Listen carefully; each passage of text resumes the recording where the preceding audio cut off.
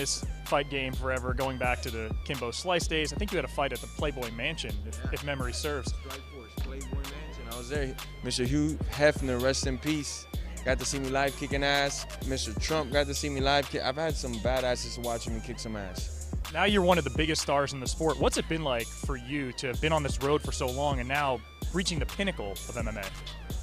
I'm here at the top and I still got the biggest chip of anybody's shoulder. It took me 16 years to get here. Fighting at the Playboy Mansion, I knocked out a dude. And after that, man, it was like no paychecks were coming in, nothing, you know? And it's just my career was always up and down. Money, promotions, all types of things, not being able to get a fight. So it's taken me a while to get here. Now that I'm here, people think, oh man, he's got a scout line, he's got this, that, he's gonna get soft. Nah, I'm taking over. I'm getting everything possible that there is to get, every single belt, every soul that there is to snatch up, I'm taking it with me. And that's because, man, they made me work too hard to get here. I should have been here a while ago. So for you, what's the worst part of being in the mainstream? I can't go to supermarkets. Me and my daughter, if we go to the movies, it's tough. We gotta be like dodging, and we've turned it into a game, you know, because she hates people coming up to me. She doesn't like it, so that's one of the tougher parts, you know. Yeah. I'm sure asking about future fights isn't exactly enjoyable, but I'd be remiss if I didn't mention Usman on Joe Rogan, I believe a couple days ago, said Jorge's next, he's the guy Dana wants. What's your reaction to that? What could prevent that from being your next fight? Well, not that it would prevent, it would just postpone would be the Conor fight. But Conor's people and Conor, they're not too inclined to taking this fight. Can't blame them. Go do your thing.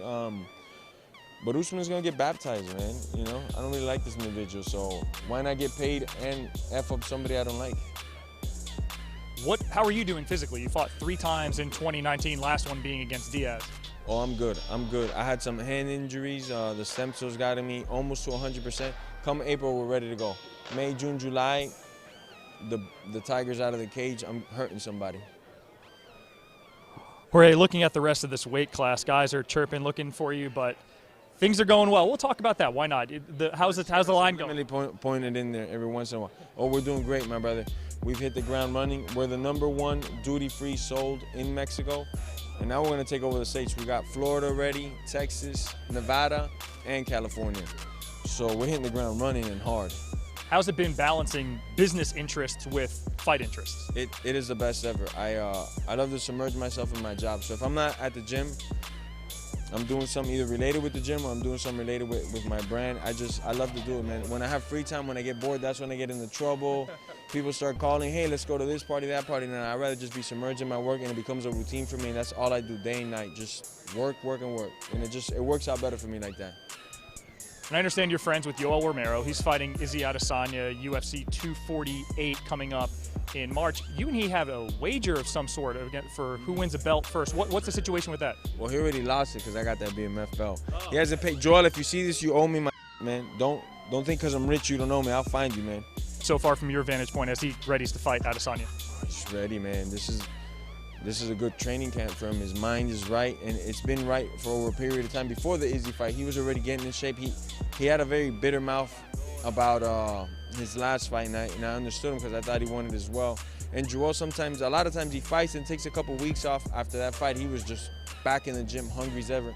We're gonna see how much better condition he is for this fight, better than any other fight, because he's been in a training camp for so long, and his mind hasn't gotten away. You know, he's just been hungry, and I think maybe that decision loss, might have been good in hindsight, because the fire that he's coming in with this fight, it's good. I like what I'm seeing.